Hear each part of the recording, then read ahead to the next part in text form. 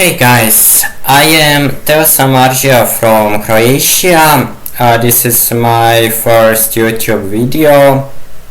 I don't have any plans for what I'm going to do with the YouTube channel. I just think it may be a good thing if I provided a response video to something about American politics, because the politics in the US, let's be honest, affects everybody around the world. And I am studying electrical engineering and computer science, so I won't have much time for this kind of stuff. We're like, the world is going to end in 12 years if we don't address climate change. And your biggest issue is, your biggest issue is, how are we going to pay for it? And like, this is the war, this is our World War II. No, Alexandria Ocasio-Cortez, our biggest concern is not how we are going to pay for your Green New Deal. Our biggest concern is that we don't do something that's counterproductive. See, you are comparing anthropogenic global warming with World War II. During World War II, doing something without thinking about the consequences is usually worse than doing nothing.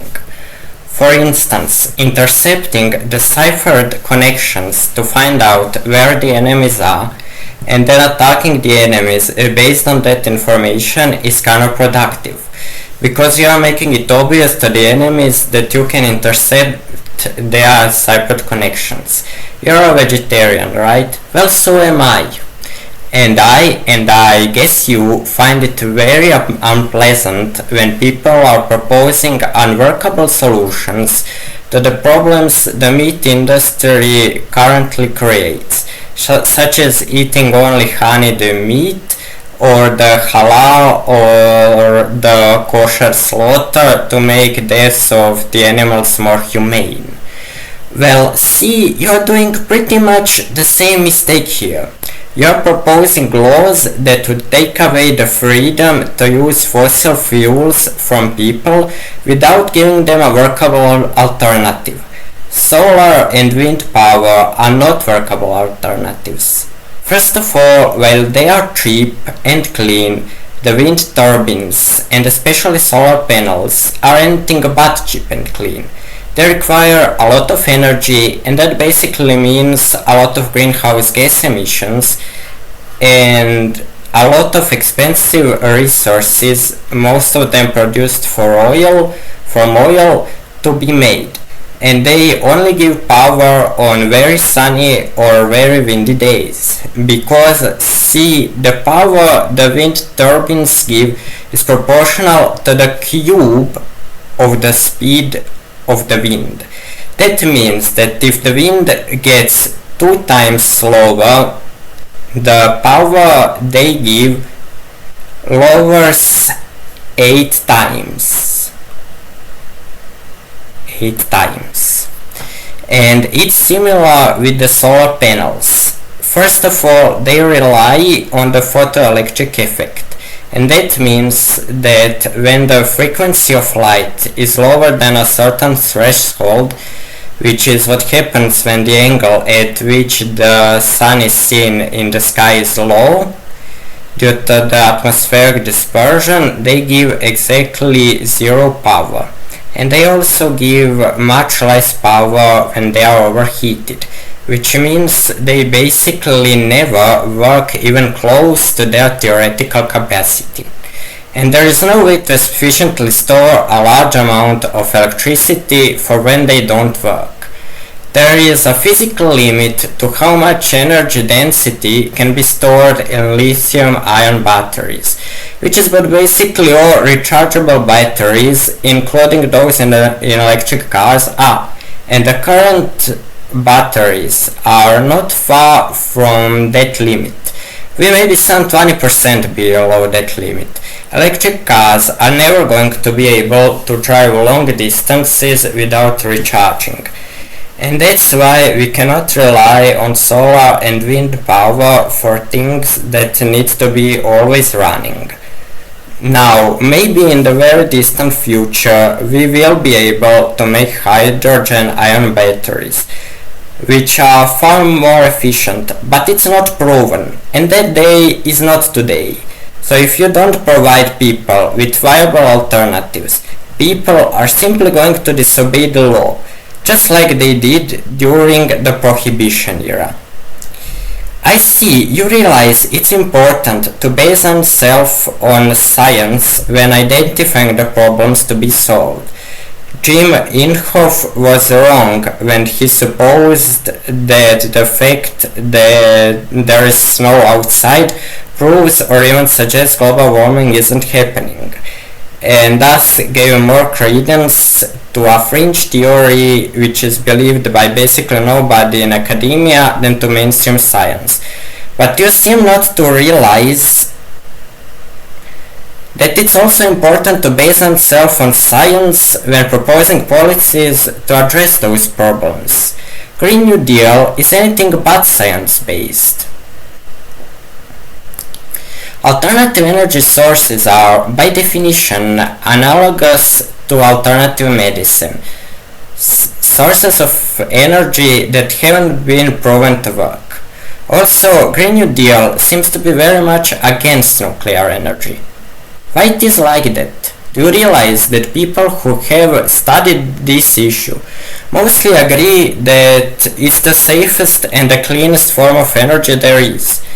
If you haven't studied it, you might ask, well, what about Fukushima? Well, the number of people who died of radiation there is in the low tens at most. By contrast, the number of people who died because of the government intervention, a poorly planned evacuation, is in thousands. Of course, nuclear energy is not at all cheap, and we are not at all justified to force a mass movement to it. You know, today we sneer at the Great Leap Forward and Lysenkoism and similar non-scientific and coercive attempts to improve parts of the economy. But we need to ask ourselves, how much have we really evolved? Aren't many people in America now willing to do similar things? We have learned nothing from the Holocaust. American government is still very much discriminating against people of other nations, and is subsidizing the industries that rely on abusing the rights of animals of other species to work. And we have learned nothing from Lysenkoism, since you are proposing something very similar. I mean, I could very well be unintentionally misrepresenting what you believe, because I am not sure if you have even read the Green New Deal, which you paid somebody else to write. But that's not at all my fault. Also, you are saying the world is going to end in 12 years if we don't act. Where does that come from? I'm pretty sure no climate scientist will agree with you. Human race in hundreds of thousands of years old. And during that time period, there were times when CO2 levels were a few times higher than today, and when the temperature was as much as 10 degrees Celsius higher than it is today. And human race survived. And it will be even easier for it to survive today when we have all the technologies, assuming of course the government doesn't take that technologies away from us. If I understand it correctly, after the atmosphere gets warmer than a certain threshold, the glaciers melt and the salinity of the oceans gets too low to support sea currents, thereby preventing the hot air from spreading, effectively leading to global cooling with a further increase in CO2. And climate computer models generally predict the increase in temperature because of us emitting the CO2 will be less than 5 degrees Celsius. And not every climate scientist agrees those computer models are based on good premises.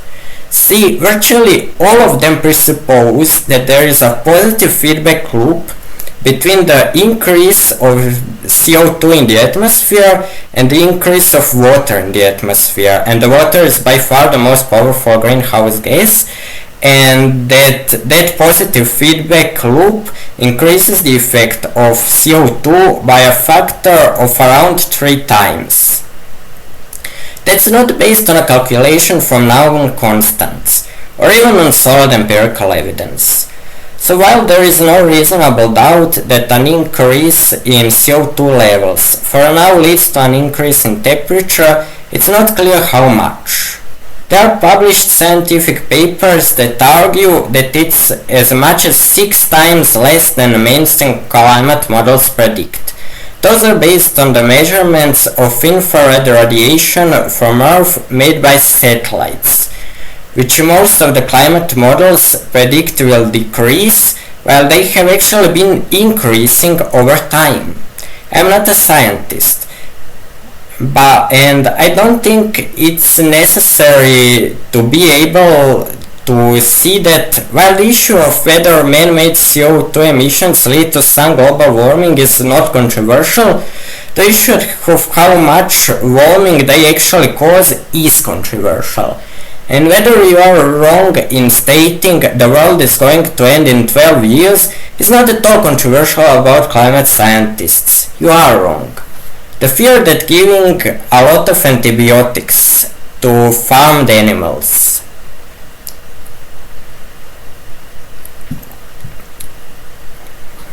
would lead to many of the bacteria that attack both humans and farmed animals becoming resistant to antibiotics, and I think we share that fear, or the fear that nuclear weapons would get fired unintentionally. Those fears are a lot more real and rational than the fear of global warming is. One more thing. I want to be clear that the views I express here are not at all considered controversial here in Croatia. People like you and Jim Inhofe, and to a smaller extent Donald Trump, are embarrassing the entire nation. You either deny the problem or you propose some unscientific and unworkable solution to it. And China, Turkey, Iran, and to some extent Russia are trying to block American media from manipulating the opinions of their people. While it's not excusable, it's entirely understandable. You have done an excellent job convincing people that global warming isn't happening and that if it is, nuclear power is somehow a very bad solution. And it's hard for me to imagine how can people who have studied economics, such as you and Donald Trump, think that socialism works, or that it's uncontroversial that the Roosevelt's New Deal helped the economy, or that immigrants are to blame for the unemployment, or that tariffs are a good idea. You guys have proved that your education system just doesn't work. And that's obvious to everybody outside of that cult of the American politics. People in Croatia often complain that we have incompetent politicians who are eager to spend our tax money for nothing.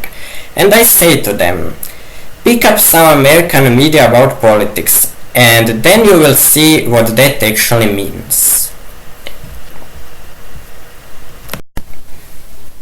So yeah, I've written a long script and read it out loud because that appears to be the only way to respond to Alexandria Ocasio-Cortez saying things like that. There's just so much wrong with that. It's like fractal wrongness. American politics is so full of pseudoscience, and I dare say conspiracy theories, and people there are indoctrinated into that nonsense from early age. A short paragraph can't counter years and years of indoctrination. This is worse than most religions, taking control of the policies about global warming away from scientists and engineers and into the hands of ignorant politicians is a real threat to human race.